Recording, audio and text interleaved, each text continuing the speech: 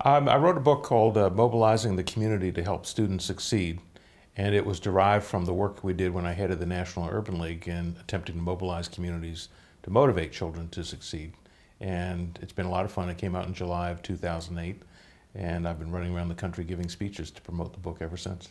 Well, from the research that we did for the book, we found that valuing children matters enormously, celebrating their accomplishments, understanding that communities have a constructive role to play in motivating kids was hugely important. And then the book also contains a bunch of examples from the kinds of things we did at the Urban League, like staging reading contests, holding events to celebrate children who are doing the right thing, creating a community-based honor society for kids who earn B averages or better. So it's both a collection of, or compendium of research on why motivation is important, but then examples of how communities can work with school districts to actually motivate kids and to celebrate them for achieving.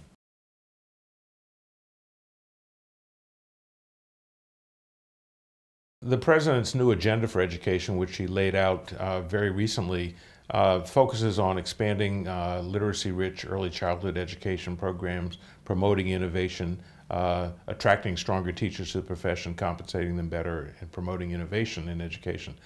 I think in addition to all of that, which concentrates on what has to happen in the school and in the classroom, we also need to engage parents deeply in promoting achievement for their children and helping the kids to learn. And secondly, we've got to get communities into the game, supplementing what the schools do and helping to create a gestalt of achievement or a culture of achievement in the community.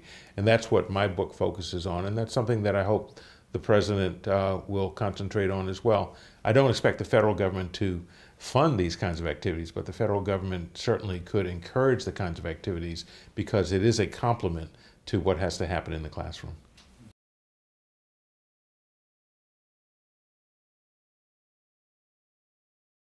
Well, being the CEO of the National Urban League was the job of a lifetime, and I often thank my lucky stars that I'd gone to a great liberal arts college. I went to Amherst College because everything I learned in the liberal arts college was useful to me as the CEO. We had financial challenges. We had to put the organization through a very tough downsize. In fact, we had more than 40% of our staff leave at one point. We did it all at once because we had to get the budget within balance. We had to develop an articulation of the vision for the National Urban League movement for the 21st century. We had 100 and some odd affiliates around the country. They were always asking me to come out and give speeches and talk to their business leaders. And in addition to that, I had to work on the national profile of the organization, so I spent a lot of time on national television doing the O'Reilly Factor and Crossfire and the Charlie Rose Show. And so in many respects, you lead a multi-schizoid existence where you are running something, but you're also the national face of the organization. You're trying to figure out how to influence national policy while also paying the bills. And that's why I say everything I learned in liberal arts was germane to my daily job.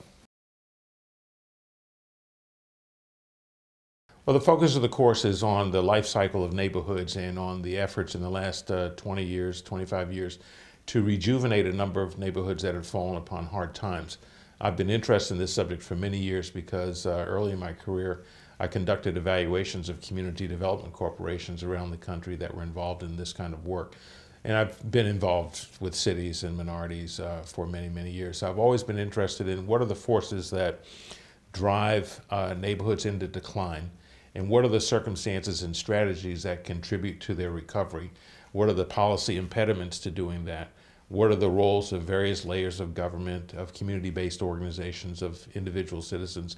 And what is the importance, that sort of indispensable pulse that you have to find in these communities? A lot of people try to write off these communities, and for some there is not much of a future.